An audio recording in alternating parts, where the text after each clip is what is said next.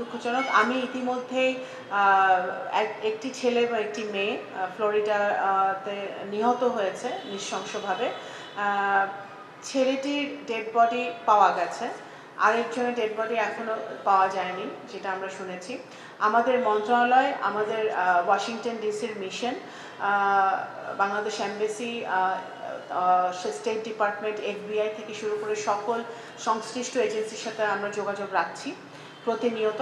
আমি ব্যক্তিগতভাবে দুজনের গার্জিয়ানের সাথে আমি কথা বলেছি।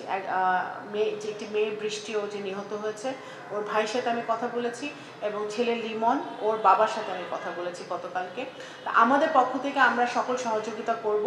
আমাদের রিপ্যাট্রিয়েশন, যাতে ছেলেটাকে ডেড বডি ফিরিয়ে আনার ব্যাপারে তাদের যে অটোপসি করতে হবে, তাদের যে লিগাল কাজগুলো আছে, এগুলো কমপ্লিট হলে আমরা দেখছি যত তাড়াতাড়ি সম্ভব রিপ্যাট্রিয়েশন করব। প্রবাসী কল্যাণ মন্ত্রণালয় এটাতে সহযোগিতা করছে, এবং অন্যটার জন্য তো আমাদের অপেক্ষা করতে হবে। আমরা ওদের চেষ্টা করছি যে যত তাড়াতাড়ি সম্ভব আনা যায়, কিন্তু এটাতে একটা লিগাল ব্যাপার।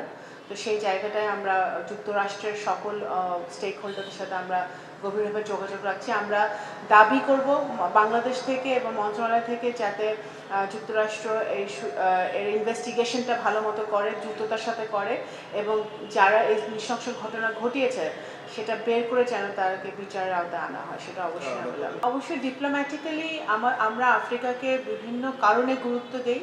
কারণ জাতিসংঘ থেকে শুরু করে বিভিন্ন মাল্টিল্যাটারাল বডিতে আফ্রিকার দেশগুলো অনেক গুরুত্বপূর্ণ ভূমিকা রাখে।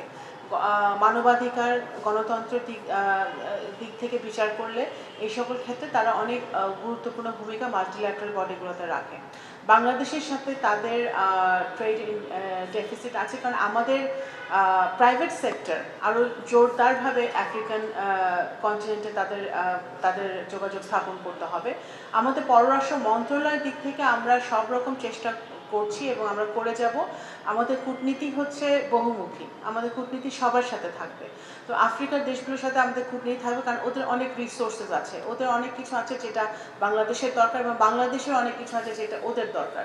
সুতরাং আমাদের দ্বিপাক্ষিক একটি সুসম্পর্কের মাধ্যমে এটা জোরদার হবে। আমি আশা করব যে আমাদের প্রাইভেট সেক্টর আছে, যারা লিডাররা আছে, তারা বিভিন্ন চেম্বার আছে, তারা আফ্রিকার দেশগুলোর সাথে কথা বলবে, এবং সেই কথা বলতে গিয়ে কোনো সহযোগিতার জন্য যদি প্রয়োজন হয়, সেটা পররাষ্ট্র মন্ত্রণালয় সবসময় করবে।